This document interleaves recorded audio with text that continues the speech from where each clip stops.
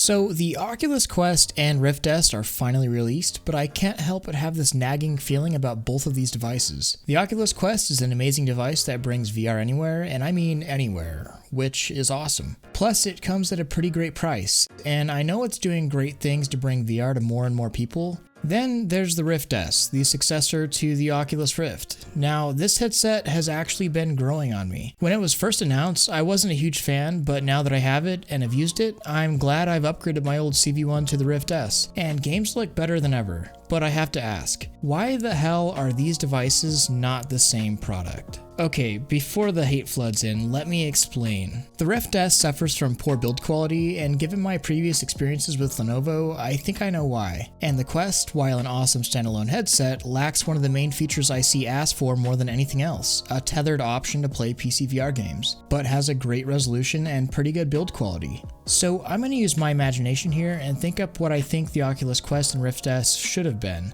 because while what we got was awesome in itself, let's be real here, it was pretty unnecessary to have these things be separate. I'm gonna give the benefit of the doubt to Oculus and imagine that during the final meeting to confirm the designs of these headsets, the guy tasked with presenting the idea for the Oculus Rift Quest was out sick, or kidnapped by Lenovo to make sure they got the manufacturing deal, whichever suits your fantasy better. But if this guy had showed up, his pitch would have gone something like this. Imagine a headset. It uses the Insight tracking system we've been developing. It has 5 cameras, 4 on the periphery and 1 on the top of the headset for above head tracking accuracy. It has an IPD adjustment, and it uses a 1440 by 1600 OLED panel. But most importantly, it has a Snapdragon 835, and you could run a plethora of full VR games as long as they're correctly ported for it. And here's the kicker, using this cable, you can plug up the headset to a desktop and run full PC VR games as if it were on a standard PC headset. If you want to go mobile or don't have a powerful enough PC, then all the standalone VR games and applications will work just fine.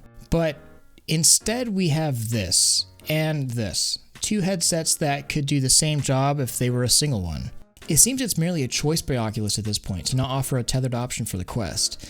And the sad part about that is that the Quest is likely to be the most widely adopted VR headset of all time, but the best experiences that you can have are still on the PC. If the Rift S wasn't a thing, and instead what was released was something like the Oculus Rift Quest, every person that adopted a Quest would have had the option to at some point upgrade their experience to a PC one.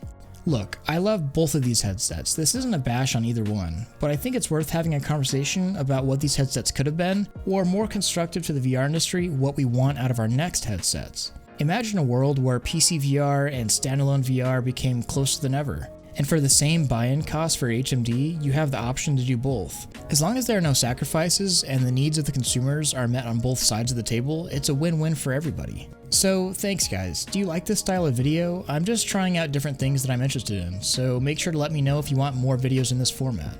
I hope you enjoyed, and don't forget to subscribe and hit that like button if you like this. Come join up in my Discord and make sure to hit that bell to stay up to date the minute I post.